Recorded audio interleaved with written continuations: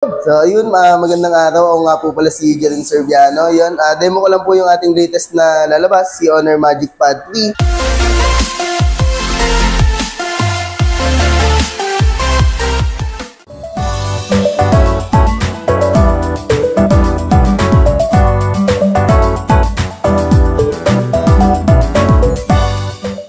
So, si Honor Magic Pad 3 po is for pre-order pa siya.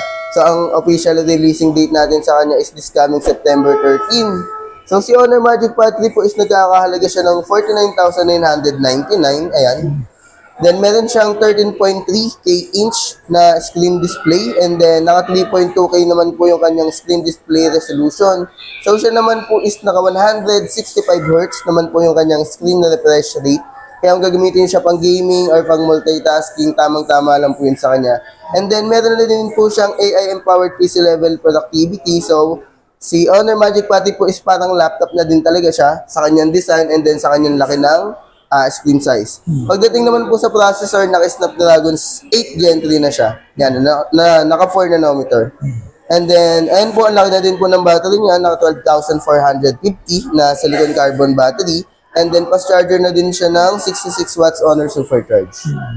So, pagdating naman po sa RAM natin sa kanya, ito po is naka 16 GB of RAM, 512 GB naman po yung kanyang storage.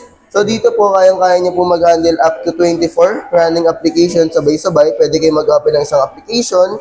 Example, nag-open kayo ng file, swipe lang po kayo sa side. Pwede kayo mag-drag ng application, and then, ayan, automatic split screen na din siya. So, pwede nyo din siyang i-adjust and then mag-add pa kayo ng up to 22 na application sabay-sabay na hindi po kayo maka-encounter sa kanya ng pag-iinit or paglalag ng mismo device. So, ayan po. Pwede nyo po siyang i-check dito sa aming store. Robinson's Place General Trias lang po, 3rd floor. Honor Concept po. Ayan. Okay. Kamusta ang viewing experience niya? Pag-play ka ng video? Sobrang solid po. Up to 4K po yung kanyang resolution. And then sa 165Hz po na kanyang screen refresh rate, hindi po talaga makaka-encounter sa kanya ng delay or paglalag sa pagpa-frame drop na din. So, si Honor Magic Pad 3 po, once na yun nga, nakapag-pre-order ka and ma-avail mo siya this coming September 13, automatic kasama na po yung keyboard natin and then may libre po siyang Honor Choice Pencil. Pero pag hindi, so separate yan. Opo. Pag hindi na na-avail. Hindi po na-avail. Okay, so all modes of payments are available here sa...